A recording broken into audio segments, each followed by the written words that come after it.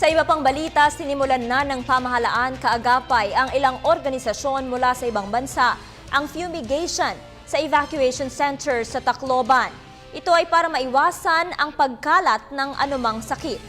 Kasabay nito, patuloy ang paalala sa bawat isa sa evacuation centers na manatiling malinis, hindi lamang sa katawan, kundi maging sa kapaligiran. Para sa detalye, babalitaan tayo ni Julius Disamburo. Upang matiyak ang kalinisan sa bawat evacuation centers na tinutuluyan ng mga pamilyang matinding naapektuhan ni Bagyong Yolanda, sinimulan na ng pamahalaan katuwang ang ilang organisasyon mula sa ibang bansa ang paglilinis sa mga ito. Isa na dyan ang Japan Disaster Relief Self-Defense Forces na siya nagsasagawa ng sanitation at fumigation sa Tacloban City Convention Center na isa sa mga pansamantalang yan ng ating mga kababayan. Ayon kay Health Director Dr. Eduardo Hanairo, layunin ng nasabing paglilinis ang tiyaking malayo sa anumang sakit ang ating mga kababayan, lalo na ngayong panahong pabago-bago ang nararanasan nating klima, dengue at maging leptospirosis. Mag-disinfect Opo. ng mga areas para mawala yung mga mikrobyo.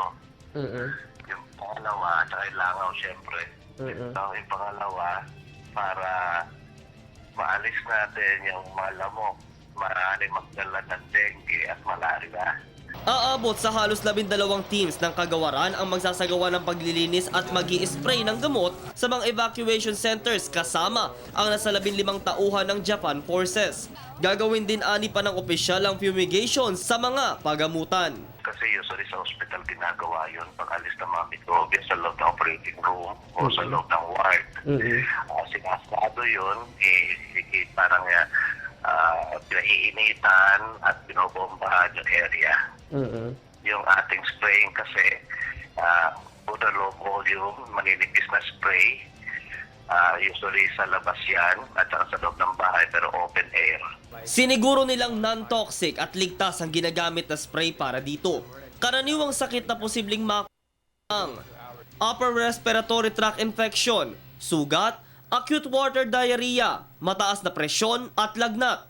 Bagaman wala pa namang kaso ng dengue rito, pinag-iingat ng mga mamamayan at inatasang panatilihing malinis lagi ang kanilang kapaligiran. Tayo pagdating dito sa control natin ng ating environment nang hindi siya lalong makakapalat ng mga mikrobyo sa lahat ng tao, lalo na doon sa mga areas kung saan maraming langaw, lamok, ipis at daga.